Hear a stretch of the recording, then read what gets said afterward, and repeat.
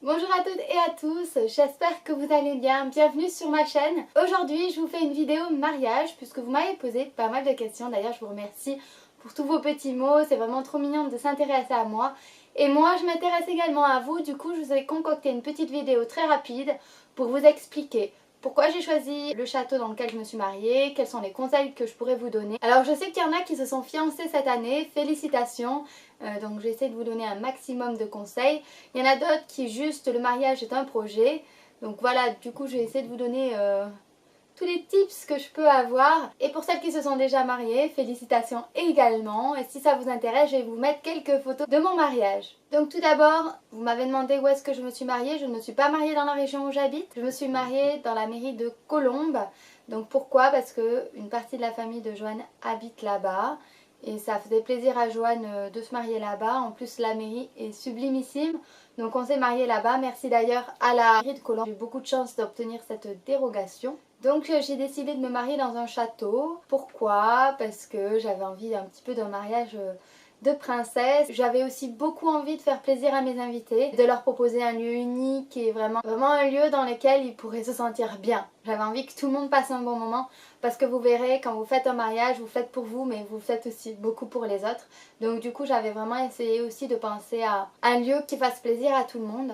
Donc le château que j'ai choisi, c'est le château de Bouffémont. Donc même si c'est un château sublimissime de princesse, on va dire que c'est plutôt un château de princesse moderne. Là, il n'y a pas du tout de pont-levis, il n'y a pas de cachot, il n'y a pas tout ça. C'est pas du tout le château de Cendrillon. Mais ce que j'ai énormément aimé dans ce château, c'est qu'il y avait énormément de charme. Chaque pièce était très travaillée avec goût. C'est-à-dire qu'on n'est pas dans le genre de château, vous savez, il y a des châteaux d'époque où les rois étaient un petit peu extravagants, tout était vraiment très lourd, très chargé, et donc chaque pièce du château était vraiment décorée avec goût. Ce qui est génial dans ce château, c'est qu'ils ont réussi à avoir plusieurs identités dans chaque pièce. Tout est bien pensé, il y a toujours des jolies couleurs, beaucoup de cachets en fait, j'ai trouvé, donc c'était vraiment un tel plaisir de se marier. À l'intérieur c'était beau, mais à l'extérieur c'était magnifique aussi. Donc il y avait un jardin énorme où les invités ont pu s'amuser, ils ont pu faire des jeux. Le gros plus de ce château également, c'est qu'il y avait des chambres. Donc j'ai pu faire dormir une trentaine de personnes il me semble dans le château. Donc c'était vraiment bien puisque vous savez qu'à chaque fois au mariage il y a souvent de l'alcool. Et c'est toujours tranquillisant pour les mariés de savoir que la plupart des invités dorment sur place. Donc moi j'ai opté pour un mariage intimiste. Donc c'est un choix personnel. Je dis pas qu'il faut absolument faire un mariage intimiste, je dis pas que c'est mieux, je dis pas que c'est moins bien. Moi ça me correspondait parce que j'avais envie de passer un maximum de temps avec mes invités. Et il faut savoir que plus vous avez de monde, moins vous passerez de temps avec vos invités. Et pour moi, dans la vision que j'ai du mariage, c'est aussi réunir tous les gens qu'on aime, tous les gens qui comptent énormément pour vous. Et du coup ça me semblait plutôt logique de passer du temps avec eux plutôt que de les voir que 2 minutes dans la journée. Surtout que vous verrez, si vous n'êtes pas encore mariés, et celles qui se sont mariées le savent très bien, un mariage ça passe à 100 à l'heure. Vous avez le temps de rien, en plus vous êtes stressé, donc c'est pas toujours évident de passer du temps avec les gens. Nous on était 50 personnes et c'était pour moi parfait. Par rapport au choix des prestataires, donc j'ai été très déçue de certains prestataires, notamment du traiteur. Je vous en raconterai un petit peu plus parce que je voulais pas que la vidéo elle tourne autour de ça, mais ça m'a pollué le mariage, ça a pollué ma lune de miel, ça a été un petit peu compliqué. Faites très attention quand vous vous mariez parce que clairement c'est les prestataires qui peuvent vous ruiner la majeure partie du temps. Je pense que c'est d'ailleurs les prestataires qui vous ruinent le mariage et absolument pas les invités, puisque les invités c'est vous qui les avez choisis et normalement il n'y a pas de raison que ça se passe mal, c'est des gens que vous connaissez. Mais ouais, il y a eu des petites anicroches. Heureusement, ça s'est très bien passé avec le château. J'ai été gravie de ma coiffure, je vous mettrai le lien de la personne qui s'est occupée de ma coiffure. Elle est sur Paris, elle m'a fait une coiffure exceptionnelle alors que j'avais pas fait d'essai, donc j'avais très peur. Au final ça s'est bien passé.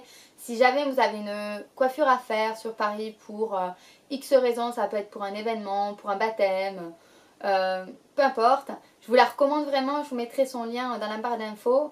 Elle était vraiment chouette, elle a fait un super travail. J'ai adoré le photographe, les photos, toutes les photos quasiment que je vous montre sont des photos du photographe. Le photographe était vraiment génial et je vous mets le lien aussi dans la barre d'infos parce que si vous cherchez un bon photographe sur Paris, je vous le recommande à 100%.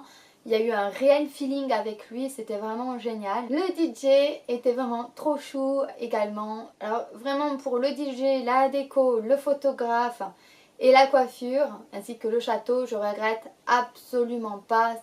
C'était vraiment un très très bon choix que j'ai fait. Alors je suis désolée si vous voyez des fois que je change de place, etc. dans la vidéo, c'est que ça fait juste 3 fois que j'ai un souci avec la caméra et que je dois recommencer des petites parties. Donc voilà, c'est pas grave, on va y arriver. Donc pour conclure et pour résumer, si j'ai quelques conseils à vous donner, c'est vraiment choisissez bien le lieu. Moi, je vous recommande vraiment le château de Bouffémont. Choisissez bien les prestataires, puisque clairement, ça peut vous ruiner le mariage d'avoir des gens qui vous lâchent ou des gens qui sont pas fiables, etc. Ça peut vraiment être très problématique. Choisissez bien vos invités. Si vous avez la possibilité, essayez vraiment de choisir des gens que vous connaissez, avec qui vous avez déjà passé des moments forts. N'invitez pas les gens pour vous faire plaisir, c'est votre mariage, c'est votre moment, c'est vous qui décidez. Vraiment, vous n'avez de compte à rendre à personne sur ce coup-là. D'ailleurs, en parlant d'invités, avec Joanne, on a fait une surprise à nos invités.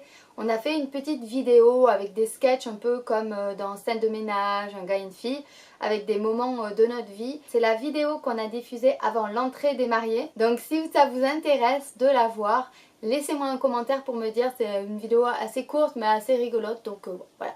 Je la mettrai si ça intéresse certaines d'entre vous. Donc voilà, la vidéo touche à sa fin. J'espère qu'elle vous aura plu.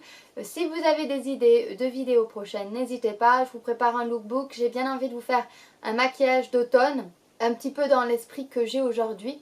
Donc n'hésitez pas si ça vous intéresse à me le dire aussi. N'oubliez pas de me suivre également sur tous mes réseaux sociaux. Je poste pas mal sur Instagram, des looks, etc. Donc ça peut être intéressant si vous voulez des inspirations de look. Je poste pas mal. Je poste aussi sur Snapchat. Donc voilà. Vous pouvez me suivre, je vous mets tous les liens en barre d'infos. En attendant la prochaine vidéo, je vous fais d'énormes bisous. Merci beaucoup d'avoir regardé cette vidéo. Et je vous dis à très très bientôt.